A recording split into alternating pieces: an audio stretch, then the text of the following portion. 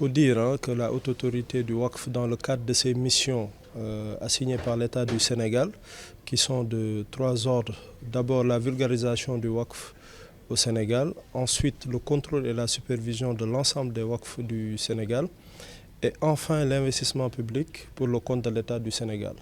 S'agissant de cette seconde mission de contrôle et de supervision, la haute autorité du Waqf, depuis la loi de 2015 qui consacre le Waqf, ensuite son opérationnalisation à partir de 2018, mène des missions de contrôle auprès des Waqf légalement constitués. Par légalement constitués, on entend les Waqf qui se sont formalisés auprès des notaires, pour lesquels les copies de l'acte notarié ont été adressées à la haute autorité du Waqf, puis enregistrées dans les registres de la haute autorité du Waqf.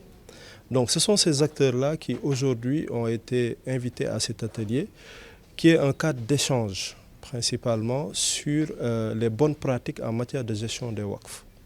Donc à ce titre, la haute autorité du Waqf partage son expérience apprise dans les pays de référence en matière de Waqf.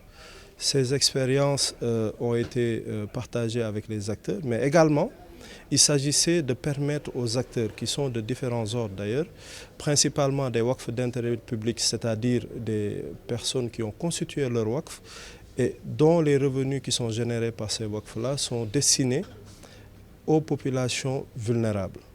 Donc c'est une prise en charge extrêmement importante. Et l'État les accompagne dans ce sens. Donc plusieurs thèmes sont abordés et un des points qui a suscité beaucoup de discussions a porté sur la reconnaissance d'utilité publique. Donc c'est un point important pour ces Waqf d'intérêt public. Les questions liées également à la fiscalité sont des points qui ont été soulevés par les différents acteurs. Donc, dans le cadre de nos missions de contrôle et de supervision, nous sommes également tenus d'accompagner ces Waqf qui ont fait le pas de se formaliser pour partager les bonnes pratiques en matière de gestion. La mise en place d'un arsenal juridique nécessite des mises à jour, des mises à niveau, parce qu'il y a des manquements, il y a des choses qu'il faut améliorer, et c'est un travail permanent.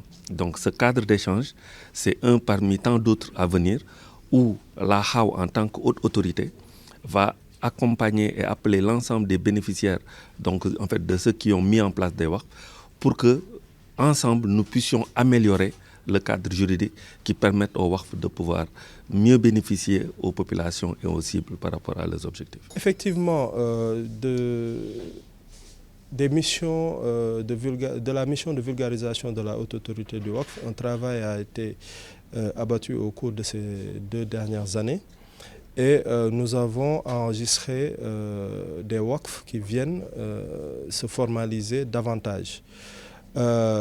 Cette mission aujourd'hui vient à son heure, cet atelier vient à son heure parce que les missions de contrôle que nous avons menées sur pièce et sur place ont fait ressortir quelques... en fait, on distingue plusieurs catégories de Waqf dans leur fonctionnement. Et donc, il était important de pouvoir échanger avec eux pour partager ces bonnes pratiques-là et que celles qui ne sont pas encore à ce niveau de pratique-là puissent s'y hisser et s'améliorer davantage. Il y a un autre groupe de Waqf qui ne se sont pas encore formalisés. Je rappelle qu'en 2019, 399 Waqf ont été recensés dans notre pays. Le nombre a fortement augmenté au regard de l'intérêt que les Sénégalais portent sur le Waqf et du travail de vulgarisation fait par la haute autorité du Waqf. Effectivement, nous en recensons un certain nombre, mais la haute autorité du Waqf mène également des missions de sensibilisation auprès de cette catégorie de Waqf-là et nous leur indiquons qu'il est important de se formaliser.